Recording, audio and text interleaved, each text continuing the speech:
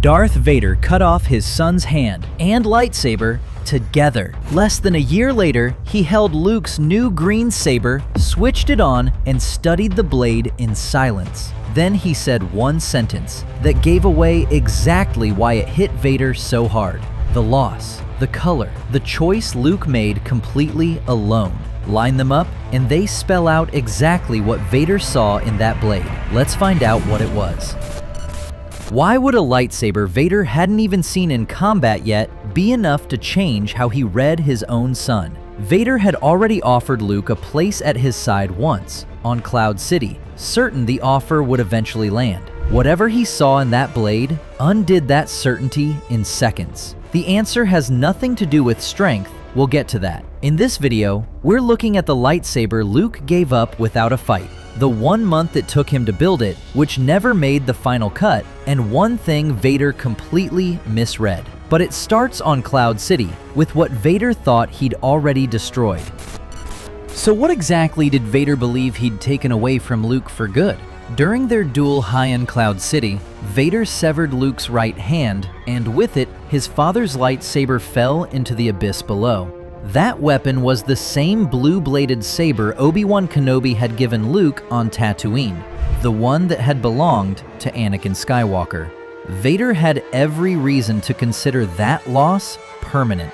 In his experience, a Jedi without a lightsaber had no future. Disarmed, finished. He walked away from Bespin believing he had taken away the one thing his son needed to become what he feared most. That same duel is where Vader revealed he was Luke's father, delivered in the same breath as the injury, time to break him at his weakest. But losing a weapon, even one with that history, shouldn't unsettle a man who spent 2 decades hunting down and eliminating any Jedi who survived the Purge. Vader had seen lightsabers lost before, without it meaning anything to him. With Obi-Wan gone, there was no one left to walk him through building a replacement. Whatever showed up in Luke's hand less than a year later would have to explain itself, because by every expectation Vader held, it shouldn't have existed at all. So how does a Jedi with no one there to teach him end up with a working lightsaber at all? When Luke reappears in Return of the Jedi, he's carrying a brand new lightsaber with a green blade. And according to established Star Wars lore, that weapon isn't something you're issued or handed down. It's something you build yourself. As part of Jedi training, using a kyber crystal you have to seek out and personally bond with. The film itself never shows this happening. It simply cuts from the blue saber falling into the abyss to the green one already finished. A full construction scene was actually filmed. Lucas and Hamill revealed the deleted footage publicly in 2010, later included on the official Blu-ray, showing Luke finishing the weapon alone in a cave on Tatooine, with R2-D2 and C-3PO. According to the canon junior novel, Luke worked from notes he found in Obi-Wan's journal and took over a month. The book itself notes a Jedi Master could do the same job in a couple of days. Even a Padawan with full instructor access wouldn't get it right on the first attempt. Luke had no instructor at all and still finished the job. By the time Vader laid eyes on it, Luke had closed a gap Vader had every reason to believe was permanent. If a deep dive like this is exactly the kind of thing you come back for, hit subscribe now, because the part where Vader's confidence actually cracks is still ahead. And if you're wondering whether the Rebellion ever issued an instruction manual for how to construct your own laser sword, they didn't. And somehow nobody in this universe finds that terrifying. That solo effort didn't end at the workbench. It showed up in the blade itself, too.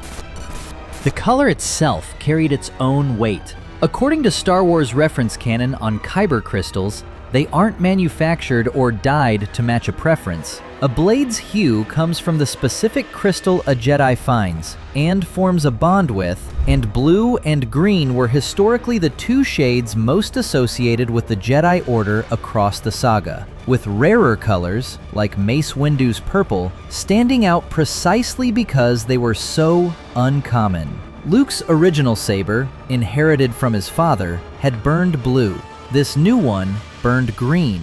A small shift on screen, but a significant one within the story.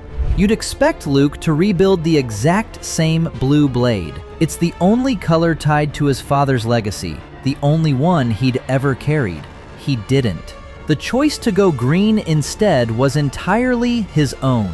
Luke hadn't rebuilt what he lost. He'd made something entirely his own, disconnected from Anakin's legacy and Obi-Wan's tutelage.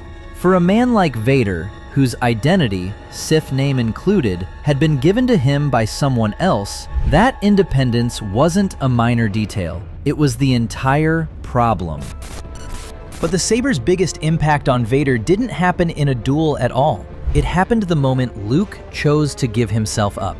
After telling Leia the truth about their father, and that he can feel Vader's presence on the moon, Luke walks off alone that night and surrenders to the nearest Imperial patrol, without a fight. An officer brings him before Vader, explains the rebel was carrying nothing but the weapon, and hands over the confiscated lightsaber. You'd expect the encounter to go like every other Imperial interrogation. Officer stays, questions get asked, the prisoner gets processed. Vader doesn't question him or pass him along a chain of command. He dismisses the officer outright, choosing to be alone with his son before anyone else gets close. That's not standard Imperial procedure. It's Vader claiming his son before anyone else can. Which brings us to the moment that actually mattered. Not the surrender itself, but what Vader does the second the officer is gone. He ignites the lightsaber himself, studying it in silence before he says a word. Then, "I see you have constructed a new lightsaber. Your skills are complete. Indeed, you are powerful, as the Emperor has foreseen." You could read that as simple respect between warriors, but Vader never talks that way, about someone he sees purely as a threat. Read the wording closely, and it isn't a threat, it's an admission. Vader doesn't say, "I see a new weapon." He says Luke's skills are complete, present tense, no hedging, conceding the outcome, before either of them has mentioned a duel. Personally, I think that single line does more character work than half the trilogy's dialogue combined. It's Vader admitting, alone with his son, that the boy he once tried to recruit has already outgrown the offer. And he says it flatly, without menace, like a fact he no longer has the power to change. Everything covered so far explains the visible reasons for Vader's reaction: the loss, the independence, the color, the risk he took on Endor. But there's one layer underneath all of it that changes the entire scene, and it's the detail we set aside earlier. The reaction was never about strength at all. It would be easy to assume that what actually shook Vader was raw power, the possibility that his son could now beat him in a straight fight. But that misses the point entirely.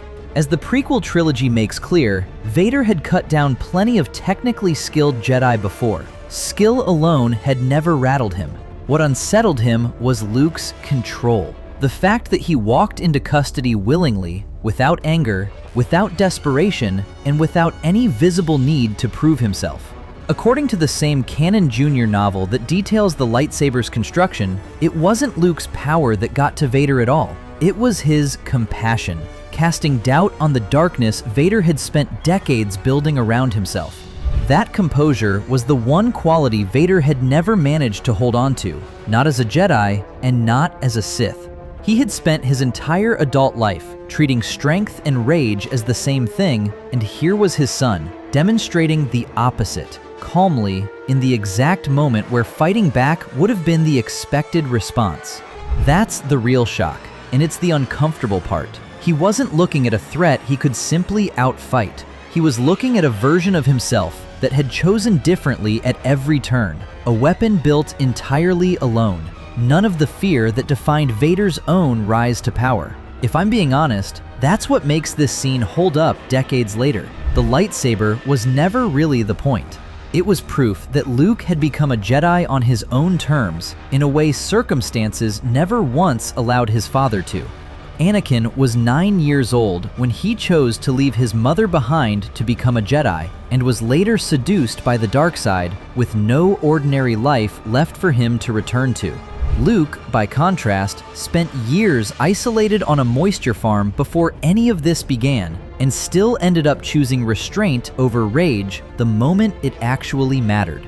Vader didn't just see a new weapon on that forest moon. He saw the outcome he never got to have for himself, held together in one green blade his son had built without him.